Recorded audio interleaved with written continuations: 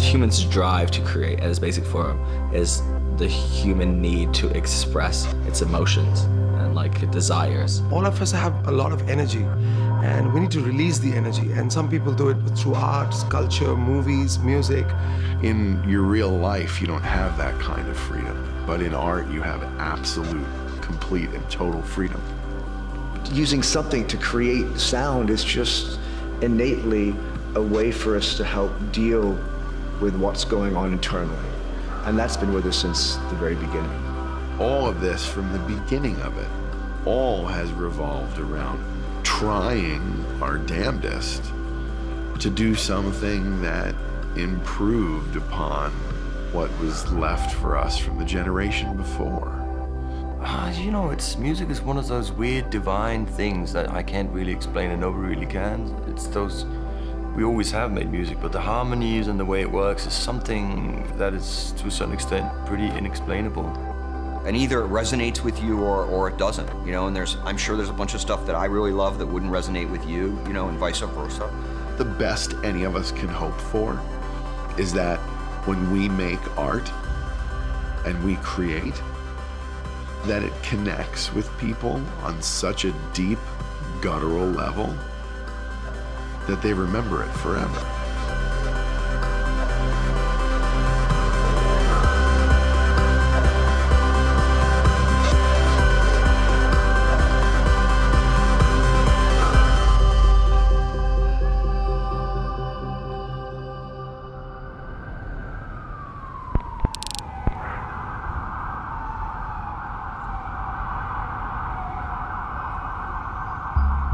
I started to make music at about 1998.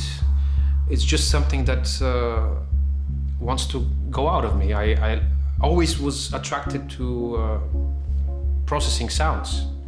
I see a turntable, I want to touch it. I see knobs, I want to twist them out. I listen to a sound, I want to twist it. I don't make music because it's a choice. I make music because it's a compulsion. I don't know what I would do if I didn't create. The emotion that you want to put in your music is strongest at the beginning. Like when you do something now, I have a feeling now, I need to put it down now. Within 10 minutes, I'll have something that I feel is right. And you need to respect the original idea and emotion in order to preserve that moment. If I'm completely honest, one of the reasons I liked electronic music in the very first place was that I could, as one human, as one man, go down into the basement with my machines and create something that was purely my idea. I can talk for myself at least. The reason why I make music and always have is it's a very therapeutic thing. It's always about, you know, processing something, an experience or a memory or whatever it would be, and putting that into sound. I think music is, it's a primal urge. It's just something that, I would just feel that it's been there since the beginning. I switched on everything, I press record on the computer, and then I just start to plug cables on that side, or I could just play a record on a turntable over there. I could sample it. And that's really nice in a moment when all the sounds, all the technologies are so abused. It's so amazing to bring back the surprise element again in the studio work.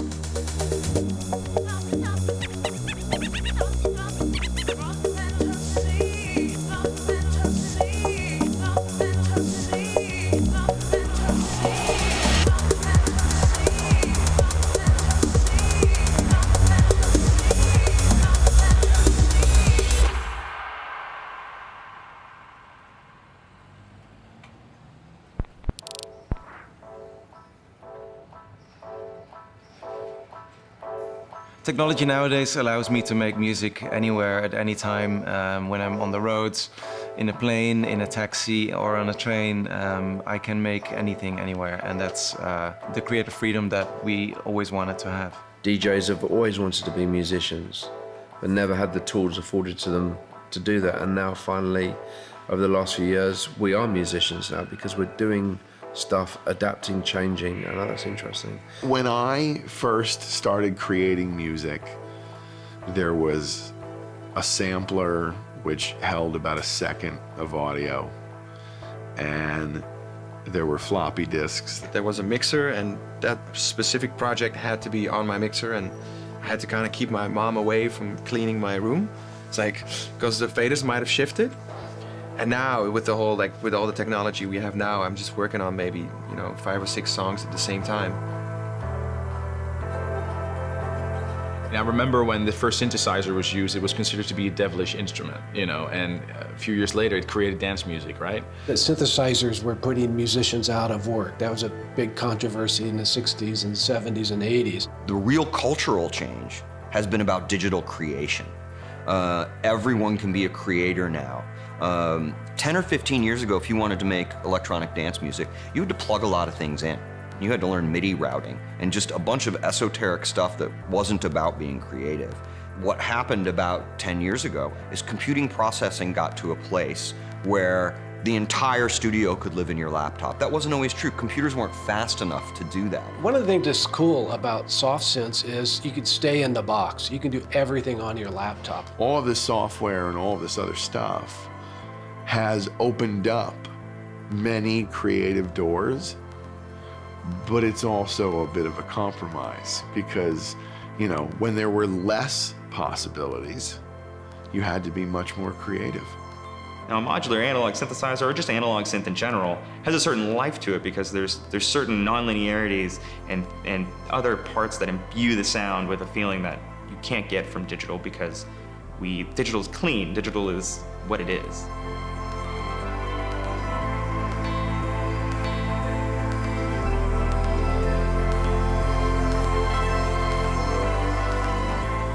Asking if technology allows people with no talent to create is the same excuse that a guitar player said to me 25 years ago. Use a keyboard, use a computer, you're not a musician. Well, a computer's a tool, like a hammer, and a tool needs an input. And if the input's shit, then the output's gonna be shit too. That's very easy. When you're challenged, mentally with the composition of a song, that can only ever be produced by someone, someone often by hand, because it's that off, that human element of non-perfection that makes it so beautiful and perfect, and in many points, timeless.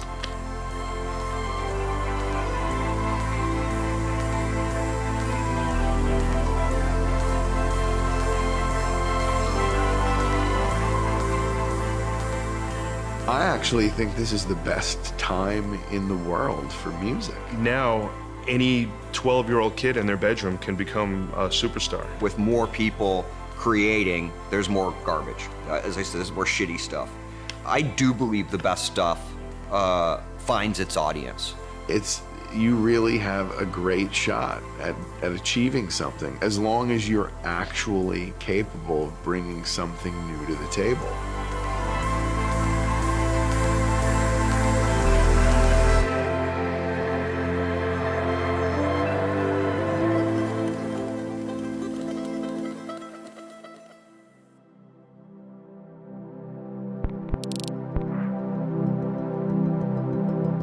If you have two like-minded people that are actually willing to work and deliver and give something of themselves, collaborations can be the best thing.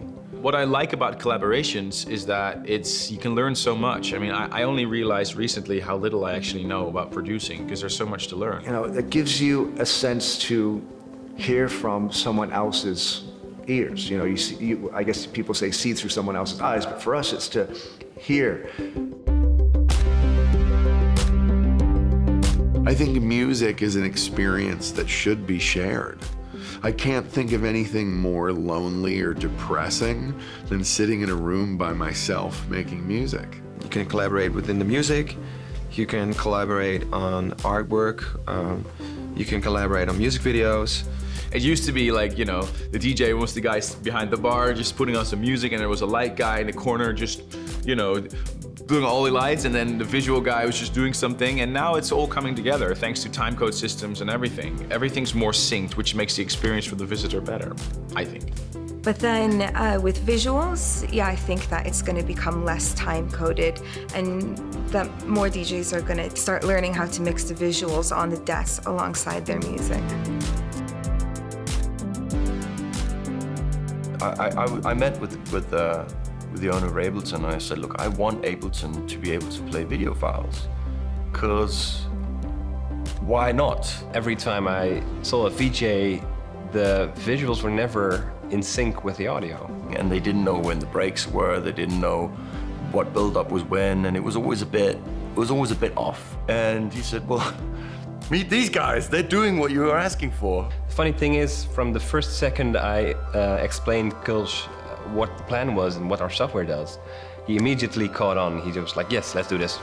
The fact that you can take control of something that usually you'd have to leave to someone else, that's fantastic.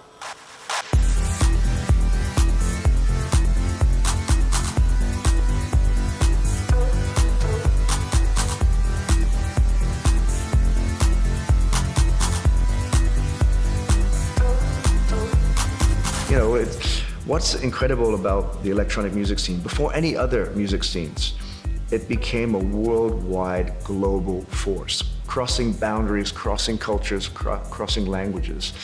But because of how wide and far it spread, it really needed a foundation point, a meeting point to share ideas and business, creative, and I know that's what ADE has been since the beginning. It's my favorite city outside of the States. It's my favorite convention for getting business done in this space.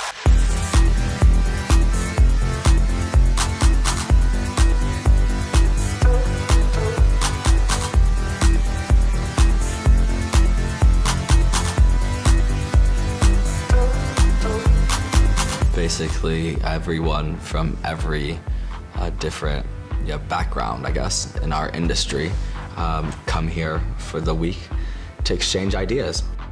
We were chatting here before with my manager. I was thinking, well, how do we get the sleep put into this?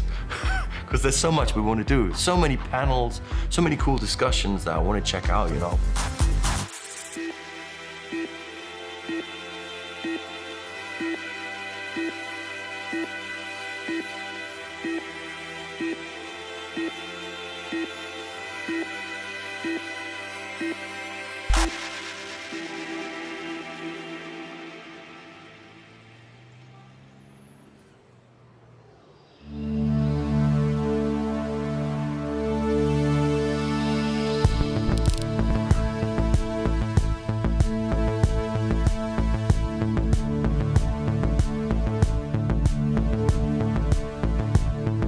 The consumption of music has categorically changed in so much as 2 years ago, if you wanted a record, you acquired the record.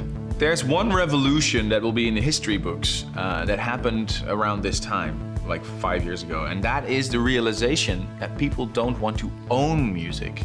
No one cares about that anymore, because now you can just stream it. They want to have access to music.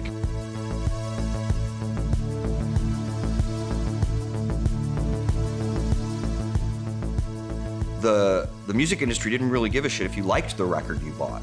They only cared that you bought it, right? They made money when you bought the CD. They didn't care if you ever took the packaging out and listened to it. But with streaming, every time you listen to this track, the artist will get a little bit of revenue. I think the system is much more fair that way.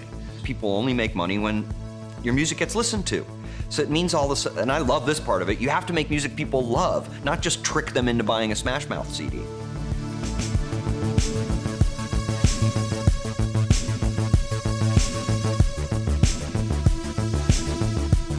A lot of buying records now is based on algorithms. Oh, you like this, or maybe you like this, or somebody else bought this that liked this too. But that's not the point. The point is, oh, you like this. You probably won't like this, but maybe you will anyway. See, that's what I want. I want someone to tell me some abstract record that I would never listen to. And that's what sort of the record store clerk was for back then. Everything will be streaming via mobile as more and more time passes.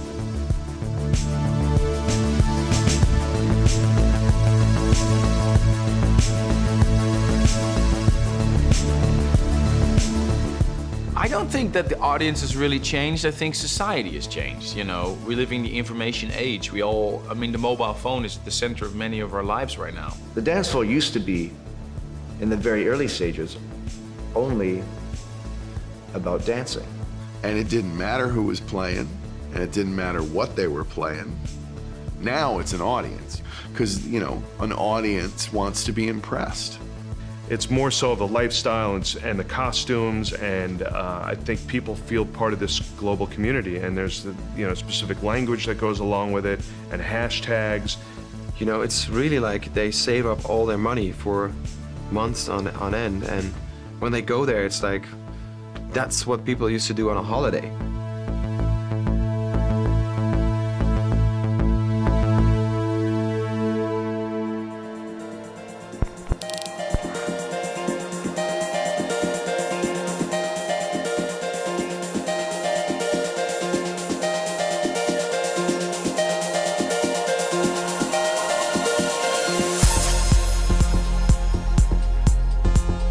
I don't know if you've heard the term neo-tribalism, but just this idea of connecting with everyone in a non-connected way, in a non-digitally connected way.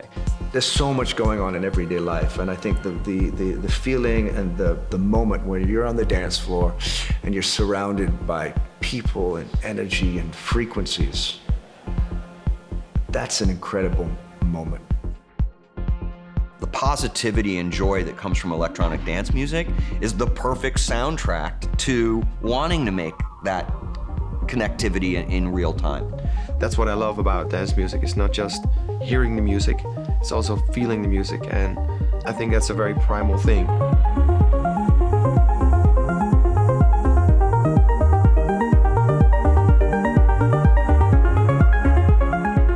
One of those modern day luxuries that we need. It could be anything. It could be going to the movies, it could be playing a video game, it could be going for a bike ride, or whatever you want. The people that we're around happen to choose to go to a dark room and listen to loud music, which is also kind of beautiful. Some of these guys are playing 5, 6, 7, 8 hours. I mean, you're on a total journey. It's like going on vacation for a few hours. The feeling on the dance floor has always been about escapism. They're looking for that escape. They're looking for this other world where everything's perfect just for that one moment. They hate their boss and they're having trouble with their girl, and all that fades away. I mean, you're on a dance floor and you're listening to a kick drum and none of that shit matters.